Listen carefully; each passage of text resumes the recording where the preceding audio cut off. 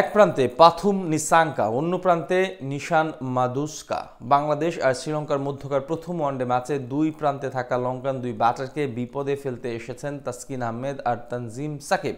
নতুন বল হাতে নিয়ে দুই প্রান্তে দুজনের প্রেসার আর বুদ্ধিদীপ্ত বোলিংয়ের ফাঁদে ফেলে দুই ওপেনারের উইকেট শিকার করে নিয়েছে বাংলাদেশ। দক্ষতা যেন একেই বলে। বাকিটা শুনবো প্রতিবেদনে।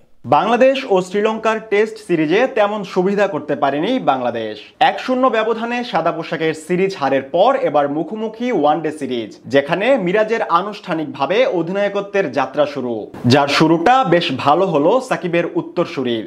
দীর্ঘদিন পর দলে ফেরা তাসকিন শুরু করেন ইনিংসের উদ্বোধন। টসে জিতে ব্যাট করার সিদ্ধান্ত নেয় শ্রীলঙ্কা, তবে সিদ্ধান্তটা মোটেও ভালো হয়নি তাদের। শুরু হতেই তাদেরকে চাপে রাখেন তাসকিন, নিজের মতো করে আক্রমণাত্মক ফিল্ডিং সাজিয়ে নেন এই ফাস্ট বোলার।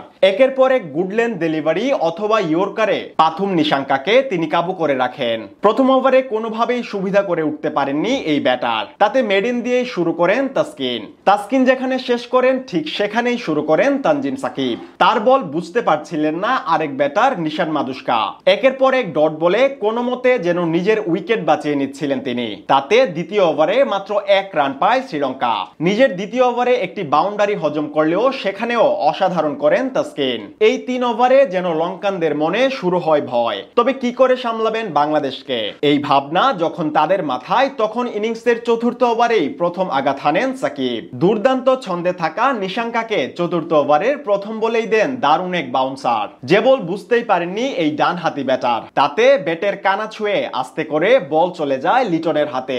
স্লিপে একজন রেখেছিলেন যদি প্রয়োজন হয়, তবে সেটার আর দরকার হয়নি। অল্প পরিমাণ বল কানায় লাগায় গুড লেন্থের বাউন্সার তালুবন্দী হয় লিটনের, আর এতে করে রানের খাতা খোলার আগে 8 বল খেলে বিদায় নিতে হয় এই ব্যাটারকে।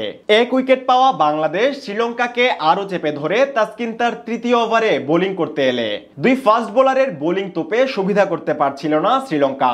আরেক ওপেনার নিশান মাদুস্কাও ঢুকছিলেন আক্রমণ করার জন্য। সেই সময় সুবিধা কাজে লাগান তাসকিন। তার করা গুড লেন্থ বলে পরাস্ত হন এই ব্যাটার।